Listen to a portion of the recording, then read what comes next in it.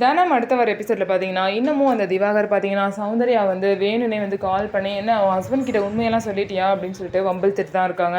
அவங்க கிட்ட பணம் வாங்குறது இந்த மாதிரி வேலையெல்லாம் பண்ணிட்டு இருக்காங்க. அப்படி வந்து பணம் கொடுக்கலன்னா இந்த விஷயத்த அவன் ஹஸ்பண்ட் கிட்ட சொல்லிடுவேன்னு சொல்லிட்டு அவங்கள மிரட்டிக்கிட்டும் இருக்காங்க.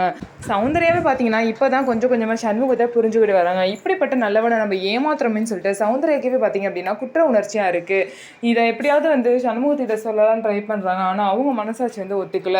அதனால பார்த்தீங்க அப்படின்னா தீபாவளி அன்னைக்கு வந்து பார்த்தீங்கன்னா என்றைக்கும் இல்லாமல் சௌந்தர்யா வந்து சண்முகத்தை ஹக் பண்ணி ரொம்ப நேரமாக ஹக் பண்ணி நிற்கிறாங்க. இதனால சண்முகமும் ரொம்பவே சந்தோஷமாக இருக்காரு. நீ இவ்வளோ நேரம் என்னை கட்டிப்பிடிச்சு நின்னிட அதுவே வந்து எனக்கு தீபாவளி கொண்டாடின மாதிரி இருக்குன்னு சொல்லிட்டு சௌந்தர்யா கிட்ட சண்முகம் வந்து சொல்கிறாங்க. இதுக்கப்புறம் வந்து என்ன நடக்க போகுது அப்படின்னு சொல்லிட்டு வெயிட் பண்ணி பார்க்கலாம். சௌந்தர்யாவை கண்டிப்பாக இந்த பிரச்சனையிலேருந்து தனம் தான் காப்பாற்ற முடியும். ஸோ தனம் கிட்ட இந்த விஷயத்த சொல்கிறாங்களா, அவங்க என்ன பண்ண போகிறாங்க அப்படிங்கிறதெல்லாம் நம்ம வெயிட் பண்ணி தான் பார்க்கணும். ஸோ நம்ம வீடியோ உங்களுக்கு பிடிச்சிருந்தா நம்ம வீடியோவை லைக் பண்ணிக்கோங்க. மறக்காமல் நம்மளோட சேனலை சப்ஸ்கிரைப் பண்ணிவிட்டு பாருங்கள்.